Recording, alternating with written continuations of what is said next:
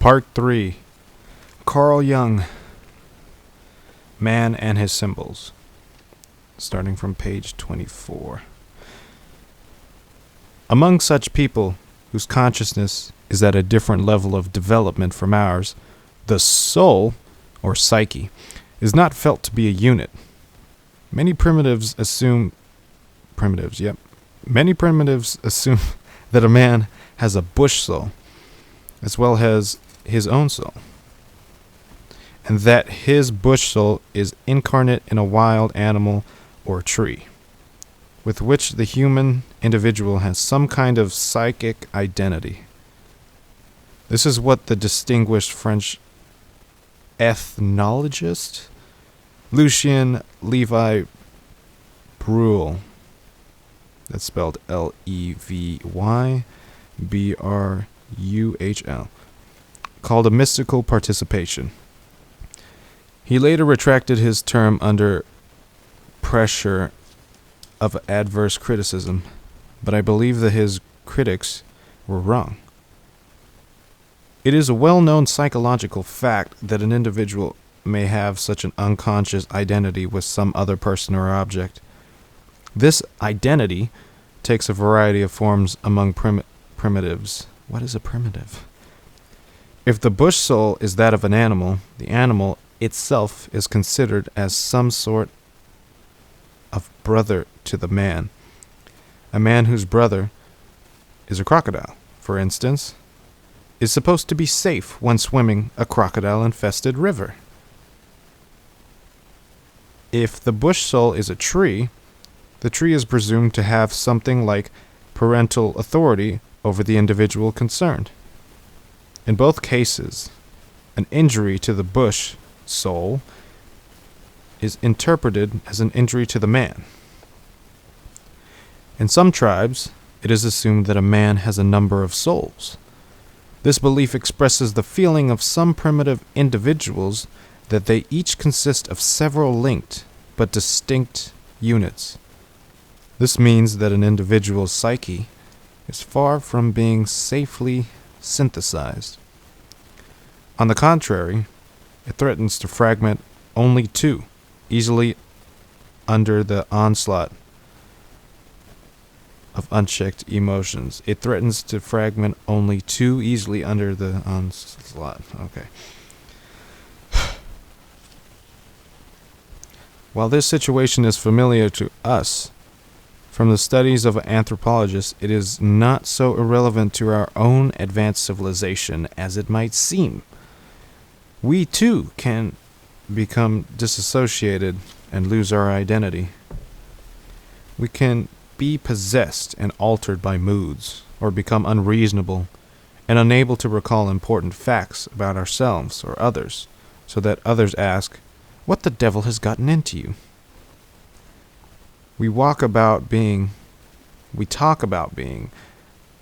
to control ourselves. But self-control is a rare and remarkable virtue. We may think we have ourselves under control, yet a friend can easily tell us things about ourselves of which we have no knowledge. Beyond doubt, even in what we call a high level of civilization, human consciousness has not achieved a reasonable degree of continuity. It is still vulnerable and liable to fragmentation. This capacity to isolate part of one's mind, indeed, is a valuable characteristic. It enables us to concentrate upon one thing at a time, excluding everything else that may claim our attention.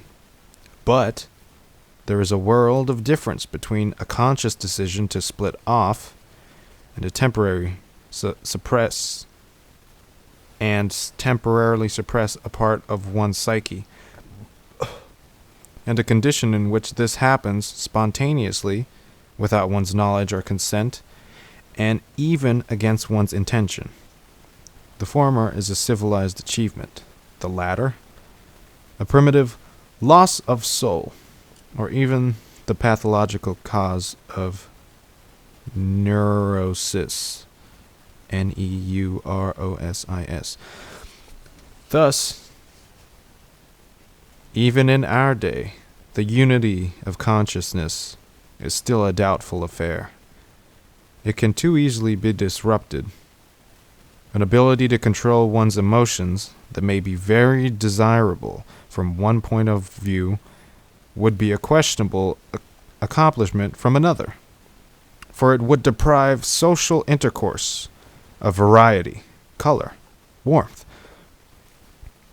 It is against this background that we must review the importance of dreams, those flimsy, evasive, unreliable, vague, and uncertain fantasies. To explain my point of view, I would like to describe how it developed over a period of years, and how I was led to conclude that dreams are the most frequent and universally accessible source for the investigation of man's symbolizing faculty. Sigmund Freud was the pioneer who first tried to explore empirically the unconscious background of consciousness.